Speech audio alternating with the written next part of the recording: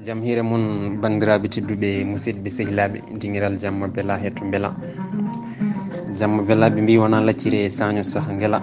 Jamma bela ko kolle ñañoji e junnira. E hande en garti hono no kewɗen wadde tawi eɗen garti ɗo e deftere wiitende ñawore. Windi ɗum ko mawɗo men Bacca Ba. Deftere ñawore haalata ko ñawore tawi kadi ha hande ko Darol Hammadi Suleka Hammadi gonnoɗo Lawake won toyi Maccuɗo. Kono noon deftere nde kadi mayni taw wona ɗum tan nde haalata ende haala ko heewi ko fewti e gonka men e gurdam men e nder nokkuji men. Kono so tawi en gudditi deftere nde garen tan e tongol ngol. Kaw makko haalde capato, kaw makko waddi malde capato. Ɓe nangi Hammadi Suleka, ɓe kaɓɓimo haw ɓiiti, ɓe payimo e dow ngeloba, ɓe nawimo rewo. Hammadi wonno ko Lawake, o wonti Hardane, o wonno ko Dimo, o wonti Maccuɗo, omo halfuno, o wonti Kalfaɗo, omo alduno, o wonti Basɗo. Kono beele o jaaɓi ɗum ala o jaɓani. Hammadi ɓoccitima e juuɗe Safalɓe o arti o huccodiri e kaw makko.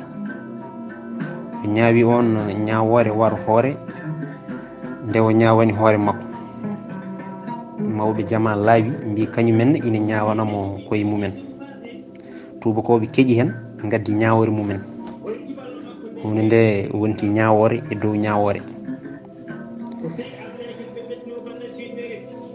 Ɗum noon ala no mbatten so wona naten e damal gadanal ngal fuɗɗode ñawore.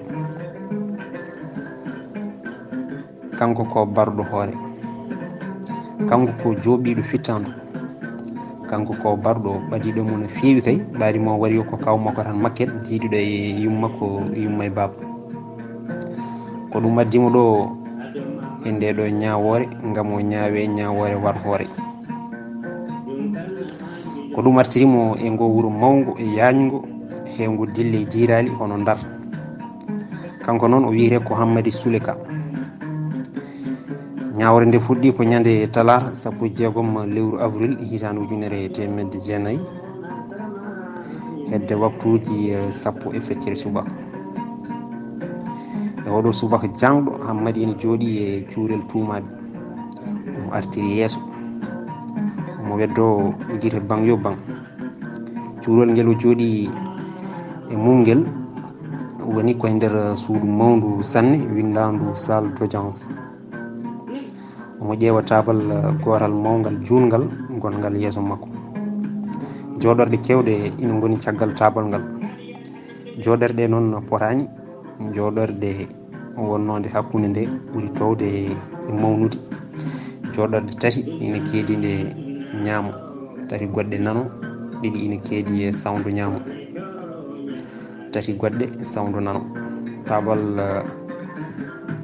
ngal noon ina yeewi ngati hay goto suwa jooɗade hen taw so wona tan gardeɓe ɗiɗo ina darino caggal makko.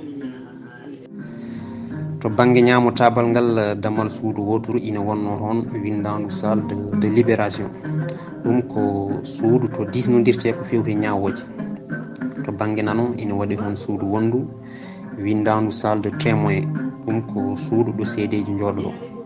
Hakkude cuurel ngel Hammadi jooɗi ngel e suudu wondu ɓurgu ndu mawnude ina wonno toon nokkuyel gotel keeri ngel ɗo ñawateɓe walla seedeji darto ngam jaɓtade namde. E ngel huccodiri becce e tabal mawgal ngal. Ɗum ko palal ɓe mbiyata ɗum e français ko de la barre. Yimɓe ina jooɗino e nder saalo ha mbi dak. Kamɓe foof koɓe arɓe tawtorede ñawore Hammadi nde. Hammadi inan tan ƴeewaɓe. Saalo ina waɗi gori 6, hen gorol foof ina wawi nawde fodde yimɓe 16 walla ɓuura. Gardeɓe nayo ina caari e gori ɗi ina ƴeewa yimɓeɓe eɓe tummini eɓe ndeeƴi ɓe dillata ɓe daalata.